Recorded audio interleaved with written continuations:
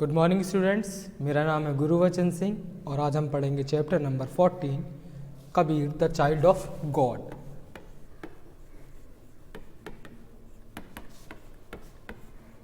ये एक फेमस जो सेंट थे, कबीर संत जो थे, उनके बारे में उनकी स्टोरी है ये। ठीक है, तो आज देखते हैं, इनकी स्टोरी पढ़ते हैं और जानते हैं इनके जीवन के बारे में।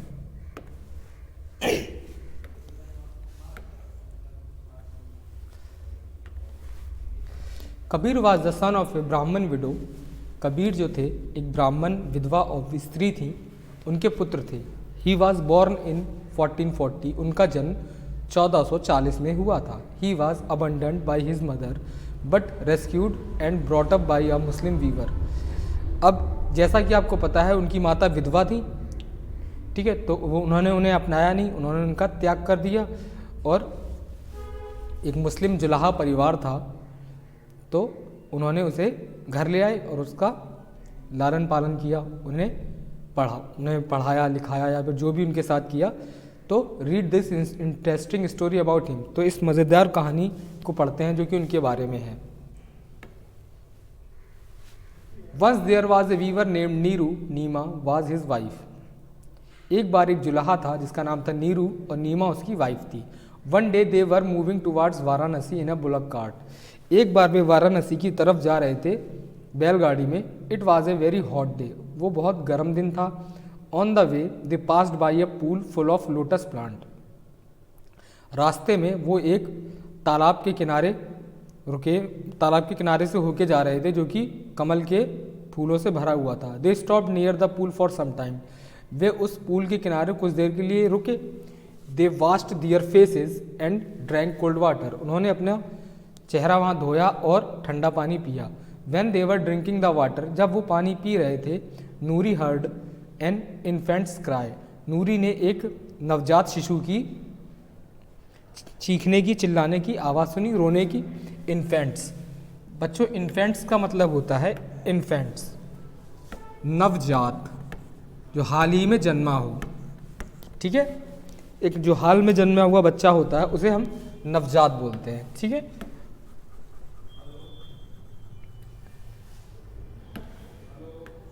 Neeru went in to the pool. Neeru pool की तरफ गई and was surprise to see a baby on a lotus leaf. तो देख के हैरान रह गई कि जो कमल की पत्तियों पे एक बच्चा लेटा हुआ है। So the couple took the baby in their arms.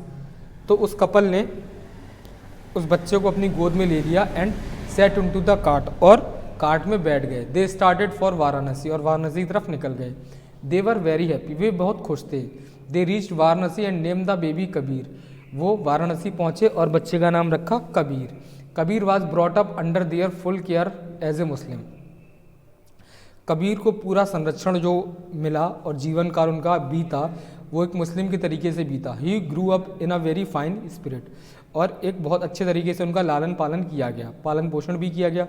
Kabir grew young and he studied the Quran. Kabir थोड़ा बड़े हुए और उन्होंने कुरान पढ़नी शुरू की। But he also like the Hindus and wanted to learn about them. लेकिन वो हिंदुओं को भी चाहते थे और उनके बारे में और उनके भगवान के बारे में पढ़ना चाहते थे। He came to know about Swami Ramanand and went to meet him. उनको एक कोई संत थे स्वामी रामानंद, वो उनके पास गए उनसे मिलने।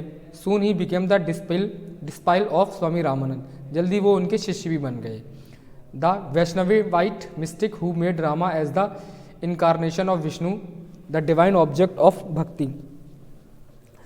स्वामी रामानंद थे, वो वैष्णव समाज से ताल्लुक़ रखते थे। तो वैष्णव समाज क्या होता है? जो भगवान राम में विश्वास रखते हैं और भगवान विष्णु में विश्वास रखते हैं और उन्हें एक डिवाइन ऑब्जेक्ट, एक धार्मिक उसके नज़रिए से देखते हैं, धार्मिक आध्यात्मिक नज़रिए से देखते हैं। Kabir grew up to be a wise man. Kabir जैसे जैसे बड़े होते गए वो बुद्धिमान होते गए। दो he was not much educated yet he new Sanskrit and Persian. वो ज़्यादा पढ़े लिखे नहीं थे, फिर भी वो संस्कृत और पर्शियन में काफ़ी तेज थे। He talk to the people about God. वो लोगों से भगवान के बारे में पढ़ते थे। He thought that God is one. और वो सोचते थे कि भगवान एक है, whether we worship him as Allah और राम, चाहे हम उन्हें अल्लाह कहें या राम कहें। ही सेड फास्टिंग और telling of beads is of no use. वो कहते थे कि आयतें बोलने का और व्रत रखने का कोई मतलब नहीं है। If we have no true devotion, अगर हमारे मन में सच्ची श्रद्धा नहीं है। God is not to be found in stone images and holy books, भगवान पत्थर की मूर्तियों और धार्मिक किताबों में नहीं मिलते। He only lives in a heart that is full of love, वह सिर्फ एक दिल में मिलते हैं जो कि प्यार से भरा हुआ हो। Shaming the remembrance of the Almighty is of no use because of the Lord is not pleased, बेकार के दिखावों में हमें नहीं पढ़ना चाहिए क्योंकि भगवान उनसे खुश नहीं होने वाला। He is always with us, वह हमारे साथ हमेशा है। So concentrate your mind and heart on God, तो हमें अपना दिल और दिमाग हमेशा भगवान पर केंद्रित रखना चाहिए।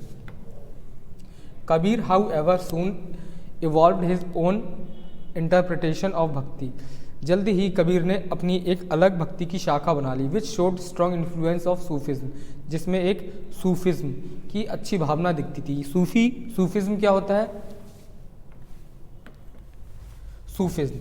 सूफिज्म होता है जहाँ आपके जो कर्म हैं, एक दूसरे से प्यार की भावना है, वो मायने रखती है, ना कि आप किस धर्म के हैं वो मायने रखता है। Kabir fused to strong element of monotheism and abhorrence of idol worship from Islam with the bhakti approach।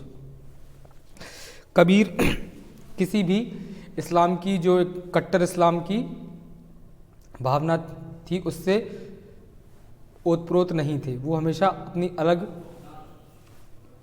एक शाखा थी उससे वो चले। Kabir also denied the efficiency of rituals and the authority of religious scriptures, Kabir हमेशा से जो धार्मिक भावनाएं थीं और धार्मिक जो मान्यताएं थीं उनसे कभी रिलेट नहीं कर पाए, उनसे उनका कभी कोई संबंध नहीं था। And oppose the religiously sanctioned caste system, और साथ ही साथ वो धर्म और जाति व्यवस्था से भी